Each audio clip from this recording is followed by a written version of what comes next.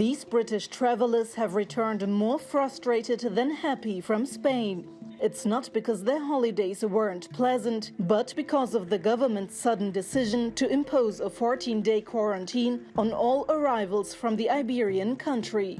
I purposefully moved my trip from Portugal to Spain because Portugal was on the no-fly list, so and it's completely swapped. So that's it doubly sucker punched me. There's so many people who have just been sort of left in the lurch right now, and it feels like the government isn't acting responsibly. Spain's removal from the UK's COVID-safe list is a major blow to its tourism sector, which makes up 12% of the economy. While Britons account for a fifth of foreign visitors, they won't be the only ones having to ditch their travel plans. Norway, France and Belgium have issued similar warnings and quarantines. Officials say they were left with no other choice than to act quickly after Spain's COVID-19 infections tripled in the past 2 weeks. We're in the middle of a global pandemic. It's always been clear that at this time, no travel internationally is risk-free, and there has always been the possibility of disruption.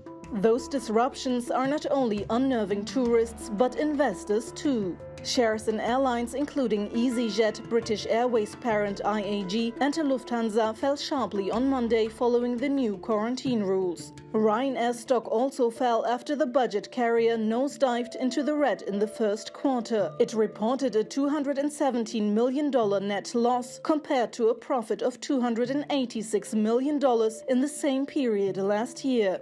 Airlines aren't the only ones suffering. The European travel and leisure industry has lost 40% of its market value this year. The fresh travel warnings are hitting a sector that's already struggling with job cuts and fewer passengers than ever before. But many tourists say as long as there are no border closures, they're willing to buy tickets abroad, even if it means weeks of self-isolation on return. It's slightly annoying, but I feel like at the moment it's a risk you want to take. You know, you have to do it if you're going to go on holiday. The Spanish government is now working on damage control. It's trying to secure exemptions from UK travel restrictions for its Canary and Balearic Islands, which it hopes will salvage at least a part of the summer travel season. Sibel Karkus, TRT World.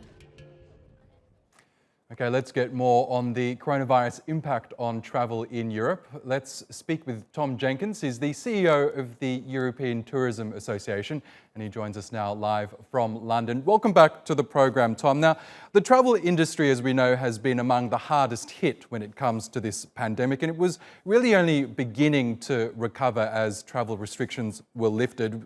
We heard there the UK government has reimposed travel restrictions on people returning from Spain. Can you tell us more about the impact a measure like that would have on the industry?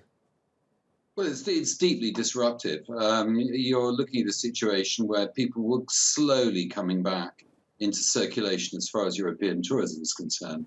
I think the impact that it's going to have is just straightforwardly disruptive. People are now worried not just about Spain, but other destinations in Europe. Should they go to Italy? Should they go elsewhere? And I think the further problem we've got is that the British government really is judged to have been quite severe in this, in the introduction of this measure. I mean, Germany has been relatively measured. They're telling people coming in from Spain that they ought to be tested if they think they've been to a high-risk area. The UK has simply just banned all people, not banned, but said anyone coming from anywhere in Spain has to quarantine for 14 days, irrespective of the infection level of the area they've been. So people coming from the Balearics, which has a lower infection rate than the UK, are still expected to quarantine. And this is going to cause all kinds of concerns, not because they've done it, but because of the essential irrationality behind it. But when we look at the situation in Spain right now, the major cities of Barcelona, Zaragoza and the capital Madrid have seen a surge in infections, even prompting the Spanish government to warn of a possible second wave of infections. So it is understandable, isn't it, that countries like the UK, Norway and France are issuing travel warnings to their citizens when it comes to travelling to Spain? Issuing warnings is entirely sensible.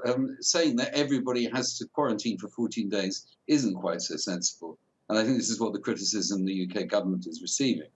And there's no doubt that we are in a volatile situation. And there's no doubt that the tourism in Europe has received a setback this week.